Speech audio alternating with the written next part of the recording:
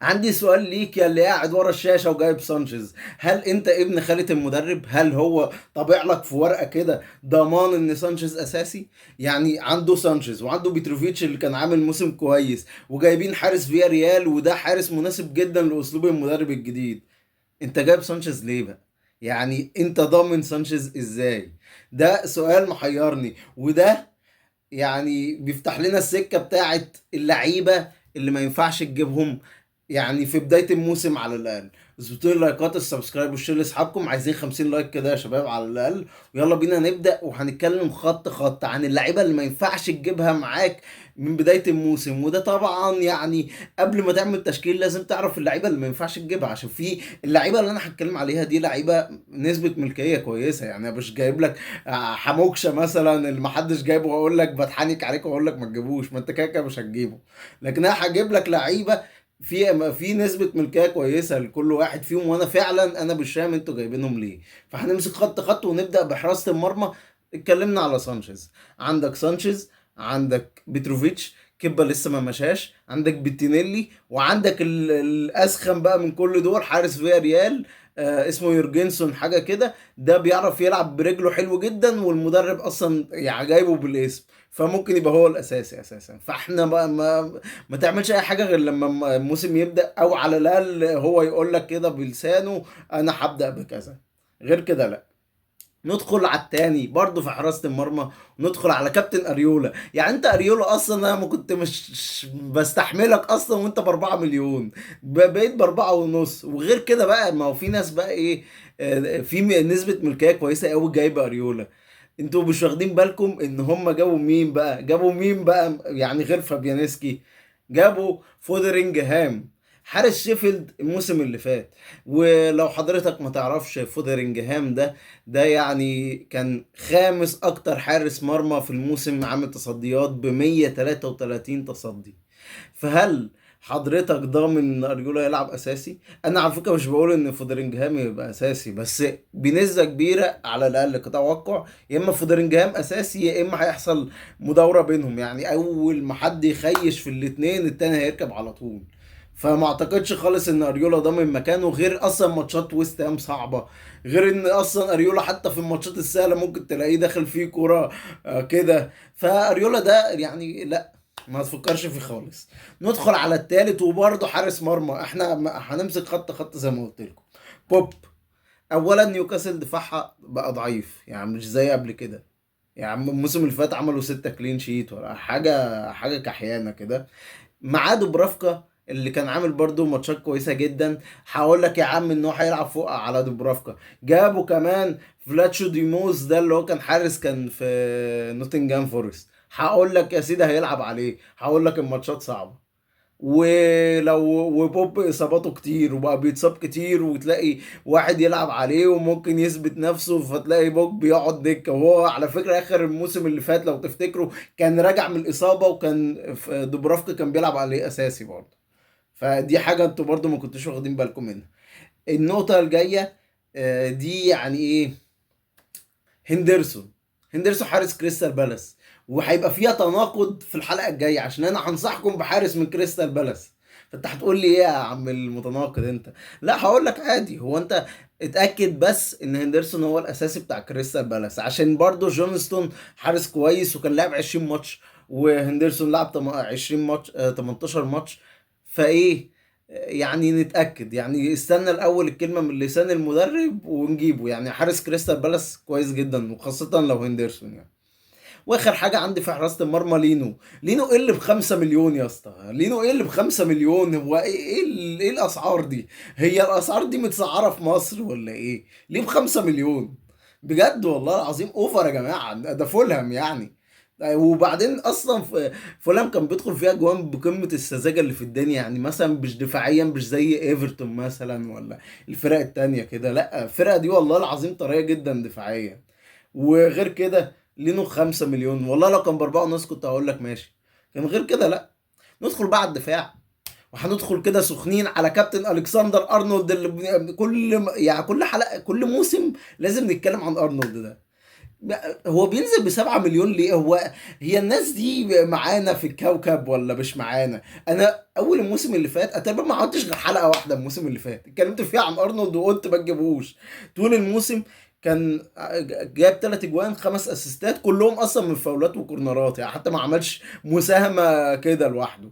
سيبك بقى من كده وكل ده، عمل 8 كلين شيت بس. سيبك بقى من كل ده كان ب 8 مليون. سيبك بقى من كل ده، سيبك بقى من كل ده. ده هو يعني تاسع اكتر مدافع جايب نقط، والثمانية اللي فوقيه كلهم اقل منه بكتير، وفي 4 5 وراه فرق نقطتين ولا 3، ولاعيبه ب4.5 و5 مليون. ده بران سويت يا جدع ب4 مليون كان جايب اكتر منه ب20 نقطة حاجة كده. صباح الضحك. وكمان ليفربول يعني، ازيدك من الشعر بيت واقول لك ان ليفربول اصلا دفاعيا مش ما تحسنوش ولا بيعملوا تدعيمات ولا معانا في الدنيا اساسا. فلو هتجيب حد من ليفربول هنتكلم عن الحالات الجايه، بس اكيد مش ارنولد. ندخل على التاني، تريبيه. اه انا اسماء من العيار التقيل. تريبيه انا بحبه جدا كلاعب، بس برضه زي ما قلت لك في نقطة بوب، دفاعيا نيوكاسل مش افضل شيء. مش افضل شيء. انا مش هدفع 6 مليون. يعني انا اصلا انا ضد المدافعين الغاليين، ودي حاجة اللي متابعني من قبل كده عارف ان انا بكره اللعيبة الغاليين. فانت كمان هتجيب لي واحد غالي ومن نيوكاسل اللي مش ضامن اصلا كلين شيت، وكلين شيت قليل، واصلا يا جماعه كلين شيت اصلا في عموما في الدوري بقى قليل. الفرق كلها بقت بتنطح في بعضها عادي. فيعني اقوى دفاع في الدوري السنه اللي فاتت كان ارسنال، كان داخل فيها قرب ال 30 جون، يعني ده كان اقوى حاجه ومفيش حد زيها. فككم بجد من اللعيبه دي. وندخل على التالت من إن جبنا سيره ارسنال، وايت كان عامل موسم كويس، بس ايه 6.5؟ 6.5 ليه يا اسطى؟ وسيبك بقى من كل ده، ماتشات ارسنال صعبه. سيبك برضه من كل ده، عندهم دوره مع تيمبر. ودلوقتي الفرقه كلها ما شاء الله يعني بقت كلها مدافعين، يعني سهله جدا ان انت تلاقي اي واحد بيلعب على اي واحد، يعني ممكن تلاقي صليبه ده بيلعب باك يمين عادي والله العظيم. يعني الموضوع دلوقتي بقى غريب، وفي تومياسو بيلعب يمين، في تيمبر بيلعب يمين. تضمن ان هو هيلعب اساسي كل الماتشات؟ هل هتضمن اصلا ان ماتشات ارسنال الخمسه الاوائل هيلعبوا فرق صعبه جدا هتضمن يطلعوا كلين؟ ولا اعتقد. يعني في اول 5 ماتشات ممكن يطلعوا كلين واحد بالكتير، اللي هو ماتش ولفرهامبتون. ودفاع تشيلسي، مش عشان انا مش واثق في تشيلسي على قد ما انا شايف ان تشيلسي لسه مفيش ملامح. يعني عندك ديساسي، وجابوا درابيويو ده، وفي كولويل، وفي مش عارف مين وبدياشيل. في حنكشه كتير، وانت ما نعرفش، احنا لسه ما نعرفش حاجه مين الاساسي مين لا، ما نعرفش. فيعني نصبر ونشوف. ندخل على خط الوسط وهنبدا ايه بقى المدعكه. نبدا باوديجارد. اوديجارد ايه يا اسطى اللي ب 8.5 مليون؟ 8.5 ونسبه ملكيه كبيره جدا، يعني تقريبا قرب ساكا حاجه كده. ليه يعني؟ ليه بجد؟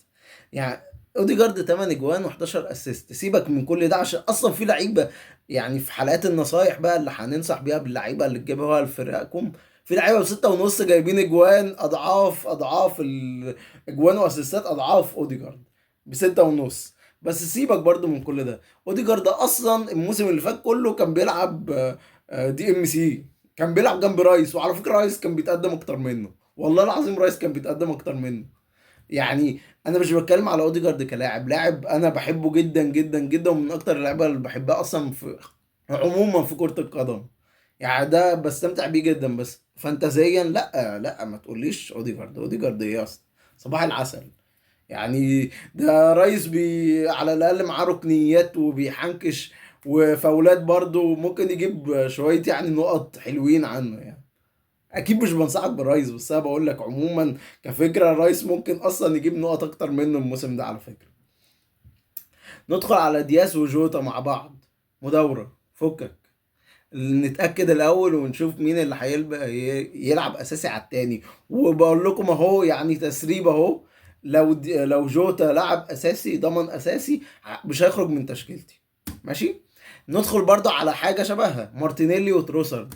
مارتينيلي وتروسارد الاتنين برضو مش معروف مين هيلعب على التاني، بس لو تروسارد برضو هو اللي ركب اساسي برضو بنسبة كبيرة ممكن اجيبه في تشكيلتي.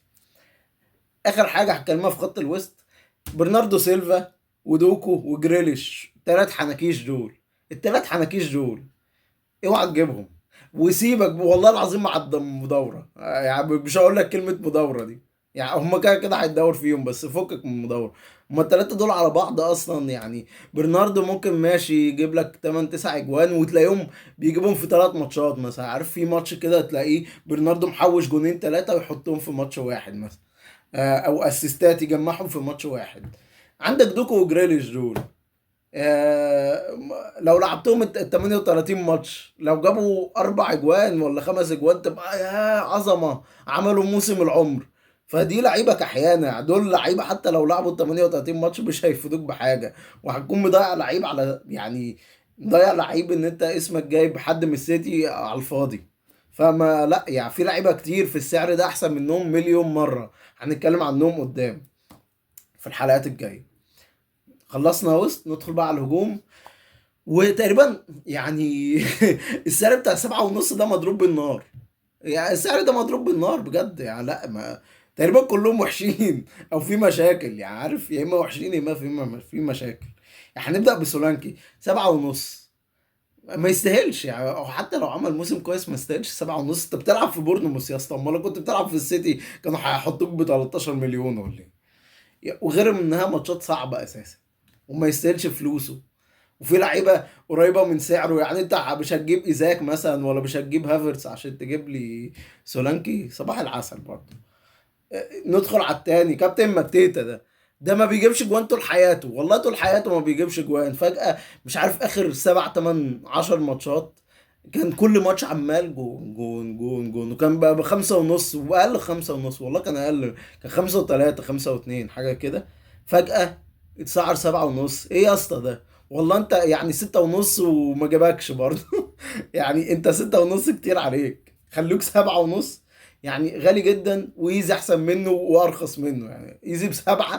انتوا متخيلين العبث؟ يعني ايزي ب7 وده ب7.5، وايزي معاه ضربات الجزاء، يعني ايزي ضربات جزاء وفاولات، وبيحط فاولات حلو جدا. يعني ايزي حتى لو وحش يقدر يجيب لك نقط، ده ايه ده؟ هتستنى بقى 10 ماتشات زي دول بقى في اخر الموسم بقى ممكن، ده لو ربنا كرمه. ندخل على التالت، كابتن ايفان توني، حبيبي حبيبي حبيبي، اللي ممكن يجي توتنهام. لحد دلوقتي هو اصلا تقريبا لا بيتمرن ولا بتاع، يعني هو ماشي، هو كان في انجلترا بس، يعني لحد دلوقتي هو اصلا مش باين له هيرجع تدريبات برينتفورد ده اساسا ولا لا، وهيروح فين ولا هيهبب ايه، عشان هو اصلا كل الاخبار ان هو عايز يمشي وهم مش عايزينه يمشي، فداخلين في حوارات كده بنسبة كبيرة ان هو هيمشي. ف يعني ما تجيبوش دلوقتي على عشان نشوف، لو جه توتنهام هجيب وش، هجيب وش. عشان اهو اديني بقول لك عشان ما تقولش ان انا متناقض. بس لو هو قاعد حاليا في برينتفورد، لا يعني على الاقل مش هجيبه في اول الموسم، يعني ينزل بقى تدريبات بقى ويشتغل معاهم كده شوية ماتشات بقى لو هو مكمل معاهم، وبعدين نبقى نفكر فيه. ندخل على حالتين شبه بعض، نونيز وجاكبو. كابتن مايونيز وكابتن حوضة جامبو، ما نعرفش مين هيلعب فيهم اساسي. بس لو حوضة جامبو ركب اساسي هفكر فيه جدا، الواد ده حلو جدا، كان مظلوم مع كلوب، فضمن من اللعيبه اللي انا هو وجوتا مستنيهم جدا مع المدرب الجديد، لو هيديهم فرص بقى وياخدوا وضعهم عن الكحيانين اللي كانوا بيلعبوا عليهم. وندخل على اخر حاجه، هويلاند وزيركيزي ولا زيركسي ولا ايا كان.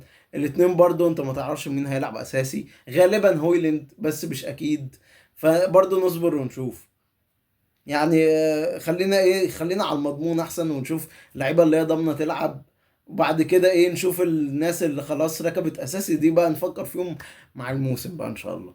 زودوا اللايكات والسبسكرايب والشير لاصحابكم، هنتكلم بقى الحلقات الجايه عن الافضل لعيبه في كل خط. ويعني هظبطكم كده قبل ما ندخل على التشكيلات، هلاقيكم انتوا اصلا مظبطين تشكيلاتكم احسن مني كمان.